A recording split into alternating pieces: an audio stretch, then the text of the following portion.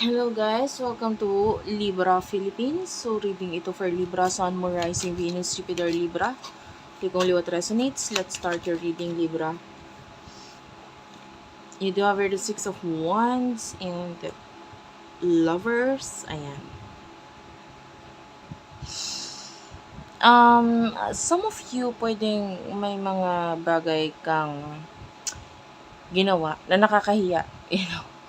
Maybe for the person nakakonect mo or with regards to the people around your person. So, pwedeng sa family niya, pwedeng nakita kung ano man itong ginawa mong kahihiyan, family, friends, or yeah, maybe doon sa person nakakonect mo mismo. Maybe nagpakita ka ng pagiging vulnerable or kahinaan or maybe some of you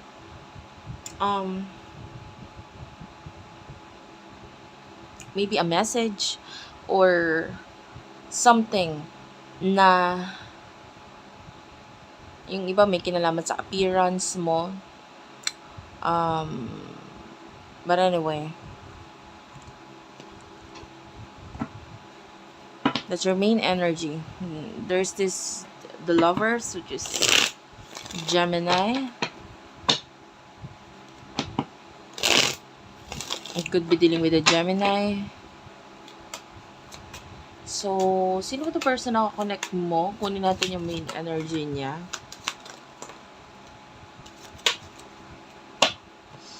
You do have here the Six of Pentacles and the Four of Wands, the Page of Pentacles, the Queen of Wands, Taurus, Virgo, Capricorn, Aries, Leo, Sagittarius.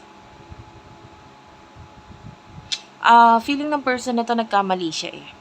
Nagkamali siya.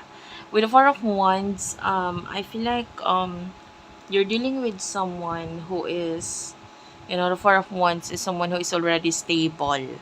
Pwedeng pagdating sa career. You could be friends with this person. And I feel like with the Page of Pentacles,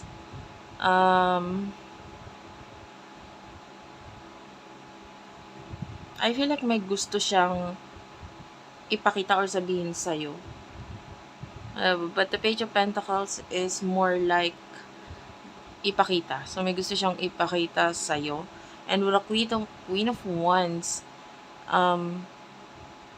kaya lang hindi pa tapos. Or maybe may gusto siyang ibigay sa'yo, but kumbaga kasalukuyan, no? Na inaayos niya ito. Okay? Mataas ang respeto sa nitong taong to. And you do have the Ten of Wands.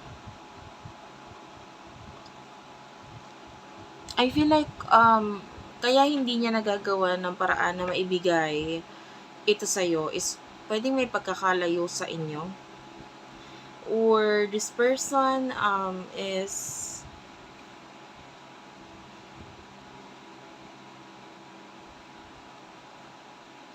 pwedeng may nakatingin or nakabantay lagi sa kanya.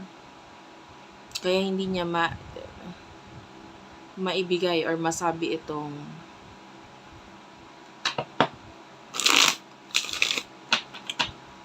bagay na ito sa'yo. Anyway, let's talk about your emotions. For the sign of Libra, Sun, Moon, Rising, Venus, Jupiter, Libra. The Hierophant is here. Taurus energy. Aries, Leo, Sagittarius with the Three of Wands. I feel like you miss this person. Nami-miss mo yung kung paano siya sa'yo in the past. Maybe yung connection or communication na meron sa inyo. Nami-miss mo yung masaya lang kayo, maybe yung kung paano siya makipag-connect or communicate sa'yo or kung paano siya makipag-usap sa'yo. And the Hanged Man is here, so I feel like something na pwedeng nakakapagpakilig sa'yo, sa person na ito. So, you miss that. You miss yung person na ito nung napapansin ka pa niya. Okay? And maybe yung iba sa inyo kasi may pagkakaiba ng time kaya hindi niya maibigay or masabi or maybe there are times na hindi kayo nagma-match ng schedule ng person na ito or ng time. Anyway, so lalo na nga na pwedeng may kinalaman sa travel or separation because of distance sa inyo ng person ito. So anyway, ano naman ang emotion niya towards you?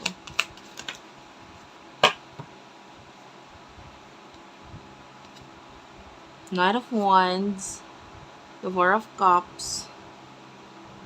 This is showing to me as special ka dito sa person na ito. Kasi alam mo parang may mga bagay siyang pinaghahandaan para sa'yo.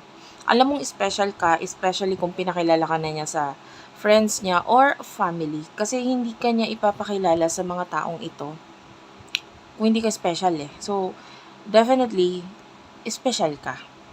And with the Knight of Wands, I feel like there's a lot of passion mula dito sa taong to. No? And this person could be dreaming about you. No? Pwedeng napapanaginipan ka niya and it is because you are the one na iniisip niya bago matulog and pwedeng iniisip niya pagkagising. And with the Ace of Swords, yeah, the Ace of Swords is talking about thoughts, no? Nasa isip. And this is you nga laging nasa isip ng taong ito. Kasi special ka sa kanya eh. Yeah.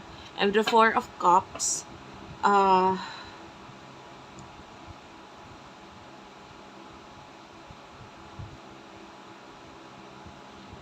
I feel like ayaw niya yung trato sa'yo ng ibang tao or kung may mga nakakahiyang bagay or may mga taong nag-take over sa'yo, like binabastos ka or hindi niya gusto yung pagtratong ibinibigay sa'yo nitong mga taong to, naiinis siya dun. Ayaw niya ng ganun. This person respects you a lot and gusto niya kung ano yung respeto na ibinibigay niya sa'yo, yun din ang ibigay ng ibang tao sa'yo. Kasi you deserve respect. And this person, no? Sabi ko nga mataas ang pagtingin niya sa'yo, no? And also at the same time, special ka para sa kanya. And tell me more about this person's emotion.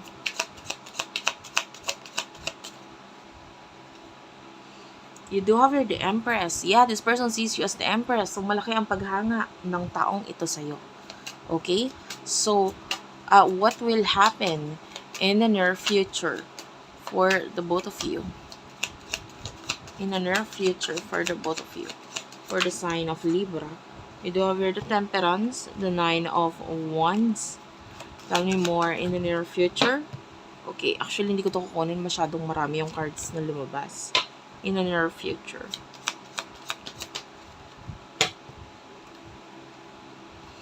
Ito, this is actually marami pa rin, but I will take this because naramdaman ko yung energy na message to para sa'yo. Page of Cups, Five of Wands, Eight of Cups, and the Chariot.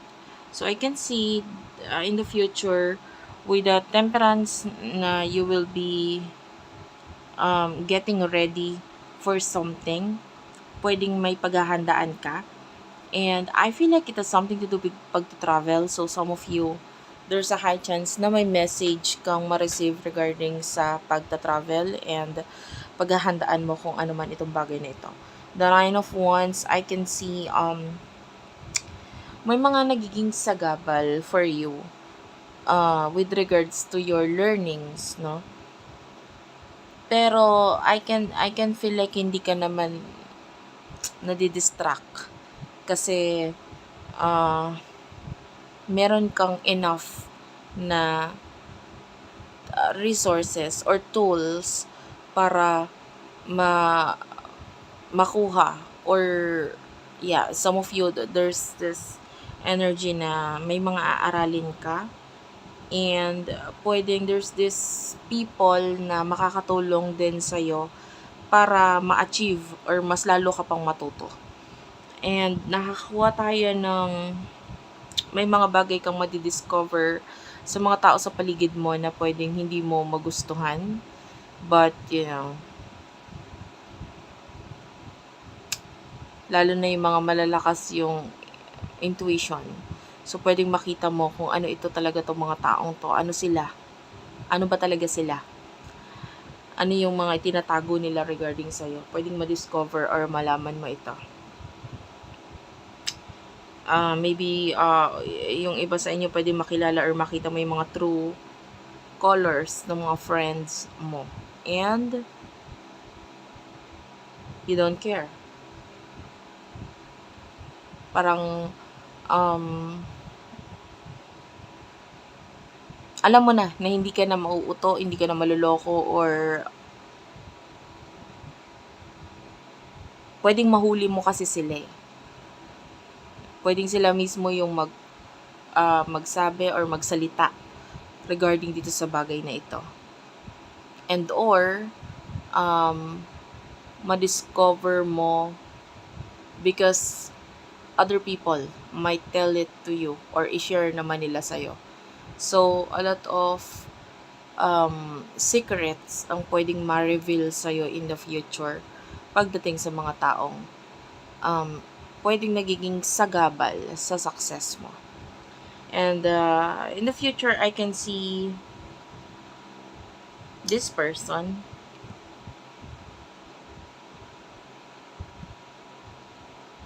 I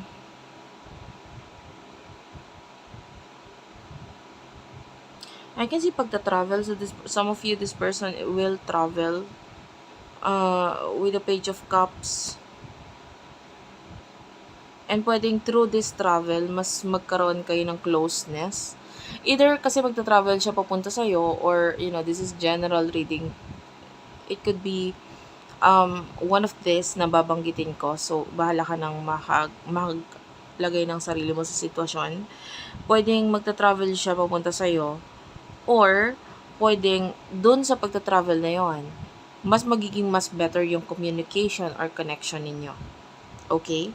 So, pwedeng pupunta siya sa ibang place, so medyo mas maluwag, no? Or pwedeng malipat siya ng career. Yung iba hindi travel but rather pagkalipat ng career. So, dahil dito, pwedeng maging mas maluwag yung kanyang career or ang kanyang time, and then magkaroon ng time sa'yo itong person nito, and mas maging mas open pagdating sa pakikipag-communicate.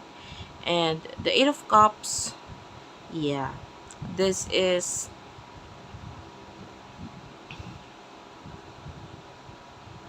I can see a child. So, pwedeng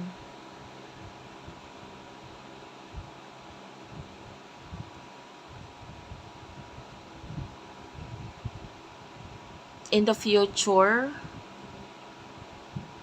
I mean, if you're dealing with a person na may child or children na involved sa inyo,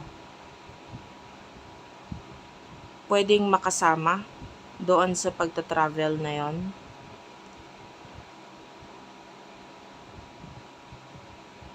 Yeah. So, mas maganda communication at connection ang nakikita natin sa inyong dalawa in the near future ng taong ito. So, thank you for watching, guys. Hopefully, makarelate kayo, nakaresonate kayo. And please do comment down below. Thank you for watching. I love you all, and bye-bye.